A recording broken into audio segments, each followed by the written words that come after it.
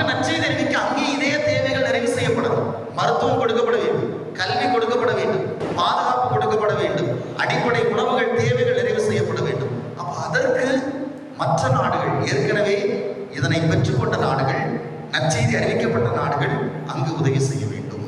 அப்போ இன்றைக்கு ஆப்பிரிக்க நாடுகளுக்கு, குறிப்பாக ஐரோப்பிய நாடுகள், ஆசிய நாடுகள் இன்றைக்கு உதவி செய்து கொண்டிருக்கிறது. அதனாலதான் ஒவ்வொரு ஆண்டுமே நாம் இந்த மறைபரப்பு ஞாயிற்காக நம்முடைய காணிக்கையை நாம் கொடுக்கிறோம்.